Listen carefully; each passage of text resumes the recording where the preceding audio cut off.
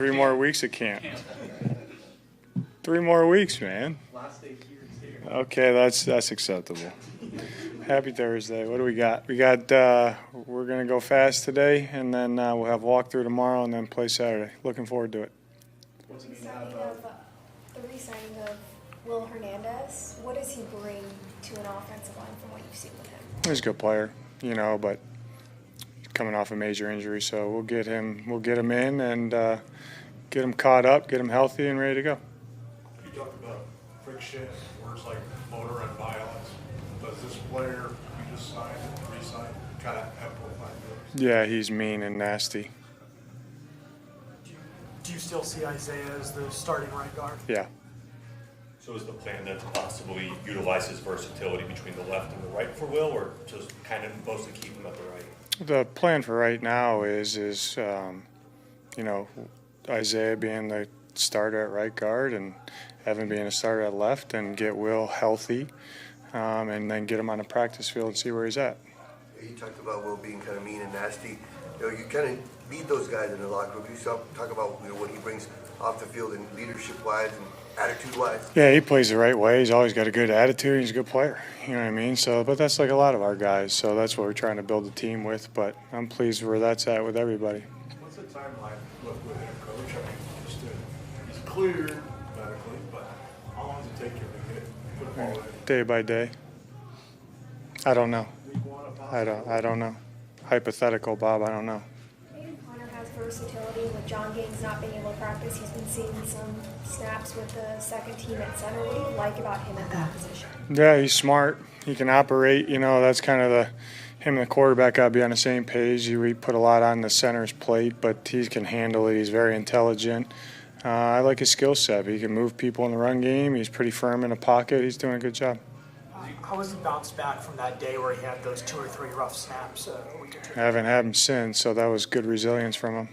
As you guys close camp here, as you say, continues on, but what are some key things that you guys accomplished out here at the State Farm? Yeah, I think, I would say probably a closer team than when we started, just for spending all this time with each other. So that's a good thing. I think guys are competing at a high level and starting to define roles, but we got the major evaluation is coming, and they know that. And I think some guys have really improved their game. I really do. Like, you can go, through every position group, through every room, and all 3 phases, and I think guys have improved here the last 3 weeks. So. That's a stepping stone to what is ahead, in the next couple days and then moving forward. So, and we stayed fairly healthy, which is good. Do you, and obviously camp moves on, do you like kind of how it turns out that camp, while camp is the whole thing, is segmented a little bit, where you have this part and then you have a few days in Denver and then you're back? Or does it really matter to you? Doesn't really matter to me. Chiefs confirmed today that Patrick Mahomes is going to play at least one quarter on Saturday. I know you don't game plan at all, but you're a big fan of good-on-good reps, live reps in games. How valuable is that going to be? Yeah, we're going to get it because he's the best of the best. So the guys are excited. I'm excited. You know what I mean? You want to, you're doing it. One of the reasons is you want to play different people and you want to play, who you're going to be playing in the season. And that's what we're going to get on Saturday night. So that'd be good for us. I was talking to Audrey, and he mentioned that you can't really talk about Trey Benson's development without mentioning James Conner. And just from your perspective, how have you seen that relationship? Yeah, same. I mean, we all our guys that are here that are vets, they do a really good job of helping the younger guys, so to speak. And James is just like that. He's been a captain for 2 years. You guys know what I think about James, but he does that not just with Trey, but the entire running back room. You know what I mean? He does a really good job with those guys and his viewpoints and helps them along. And it's cool to see the young guys listen. You know what I mean? And they understand the type of player that he is and the production that he has, so they should listen so they can learn and grow. But it's cool. Are there certain things you need to see out of your starters on Saturday that will help you determine whether they play in the second? No, I kind of take it separate entity, so I'm looking forward to watching them go out, play fast, execute, play with good technique, mode of play on display, and That's not just the starters, that's everybody, you know. You've talked before about defensive linemen and edge rushers looking at where their eyes are. What do you mean by that when you talk about that for those positions? As it relates to get off or mid-snap? You bring that up a lot with those guys, like especially talking about guys in their second and third years improving their eye discipline. We're looking at where their eyes are. Yeah, so I would say like Nick and you know the front coaches and myself, like you're always looking. The play starts with your get off. To say everybody's going to look at the ball or everybody's going to look at their guy, I think that's false. So you have to figure out what pre-snap key works for you. That's one thing, and then actually look at it. As it relates to you and what you're doing, depending on first and second down, third down, what are you on the move? Are you not on the move? Are you just playing technique or whatever that looks like? And then post-snap, where your eyes go with what job you have to execute. And I think that's a critical thing too, because it's just like corners or whoever. Like if I'm fighting Josh and I'm looking at you, I'm probably going to get hit in the face first. You know what I mean? So like you typically got to look at the guy that you're going against, and you'd be like, well, yeah, no kidding, right, JG? But it's harder because they're peripheral other things going on, and sometimes your vision can go up or down and you lose sight of your actual key or the guy that you're going against. So that's another point of having their vision the right way. Then there's at times where they're keying something, that key tells them to do something else with their eyes, and they have to snap their eyes somewhere, and the quicker you can do that, the better off you are. Some guys, it takes them a little bit of time to know this moves here, where do I even transfer my eyes to? And then some guys understand, okay, this is where I transfer my eyes, but then what does my body have to do depending on A, B, and C, what happens? And then it goes from here's where I put my eyes, this is what my key says, my eyes go here, here's the A, B, C, what I do with my body. Oh, and by the way, you got the quarterback standing in front of you. You know what I mean? So it's involved. It really is, you know what I mean? But you have to do a good job of that. The best guys, they can do the right things with their eyes, There's a whole discussion out there, I've heard, Bob, you've probably heard this, an older coaching term, and I'm not giving you my opinion, so don't ask me, but I have an opinion on it, but people say, see a lot, see a little, right?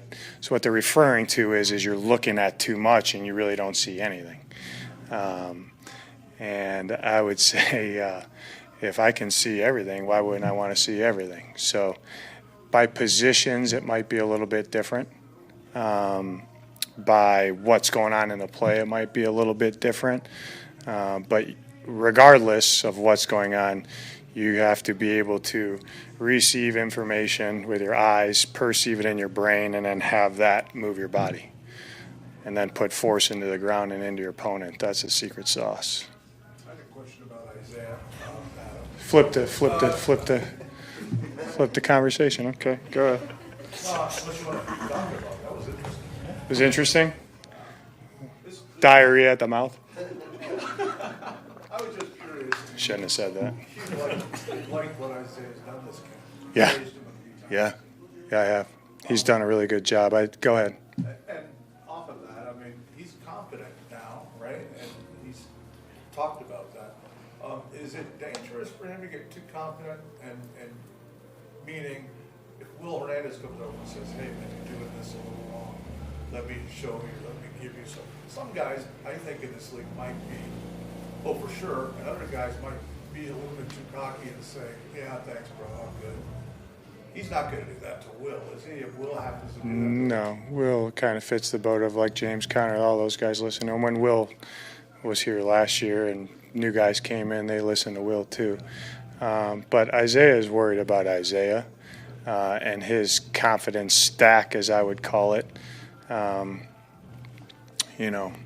Vision, belief, proof is in the pudding, and then that goes into your belief. his confidence stack is high right now because he's doing it, so he's executing at a high level. He's playing good ball. He's improved a lot, I felt, from when he got back in here to OTAs, when he left in the summer, and now where he is as a player. And he's working on something every day, but I feel really good about Isaiah. With James Conner, have you guys been more? I know it's a party in there. You got to It's get a party in there. With James Conner, have you been more cognizant about not putting too much on his legs during the training camp this year than maybe in previous years? Yeah, I mean a little. James he's a guy that he's a guy that I have to tell, hey man, you're not going to get this many reps because he'll take them all. So I have to tell him, this is what you're getting, here's why. And he typically gets on board with that because he would take every rep if you let him. But yeah, there's obviously age. There's a little more tread on the tires. Obviously, the position that he plays, and he might not need as many reps to get ready for week one than some younger guys. You know what I mean? So we factor that into what does that look like in a preseason or a joint practice or practice every day.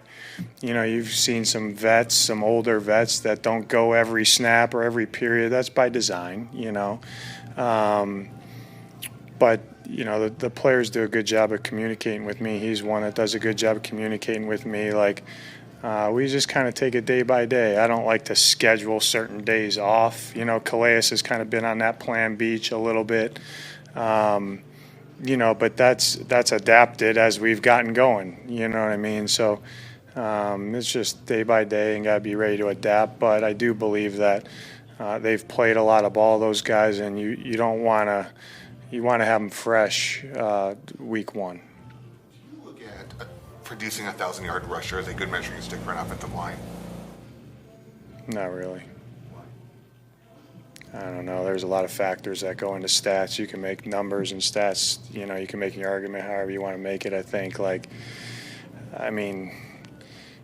the surface level, yeah, probably. But, you could have a 1,000-yard rusher and, you could say the O-line's not playing great. Here's why you have a 1,000-yard rusher, you know what I mean? So, and then vice versa, you might not be, anywhere near that, and your O-line might be pretty darn good, A lot of factors that go into that. I look for, can we move people in the run game? Do we keep the quarterback upright? Do we play the right way? And really execute schematically at a high level. That's what I'm looking for. Trey Benson's seen a good number of targets in camp. How has he developed as a pass catcher from year one to year two? That's what I would say. I don't know if this is going to shock you, not being in the right spot. He can run routes and get open. He can catch it. You got to be in the right spot all the time, which you would say to that point, Teo, well, that should be easy, right? Not all the time, with protection. If it's just call from the backfield, run to the flat, he's not going to bust that. But there's different things with checkdowns and coverage structures and the pocket and where his eyes are. Pre-snap, what's going on, where the quarterback needs him to get to. I think all our backs have done a better job of that.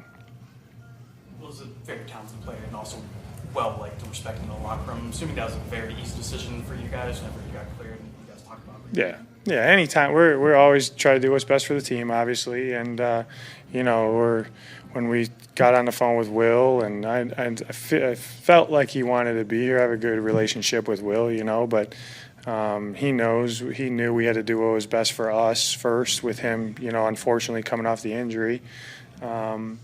And we had a really good talk with him, sat him down, and here's exactly what we're thinking, Monty and I, with the offense coordinator, O-line coach, and then talk to the O-line, So, but we honestly, if it's whoever we bring in, he's a little bit of a unicorn because he's been here for 2 years, you know what I mean? But when we bring in new players from anywhere, we kind of have the same process with that too. So I always say, if you're honest and upfront with everybody, then you just go.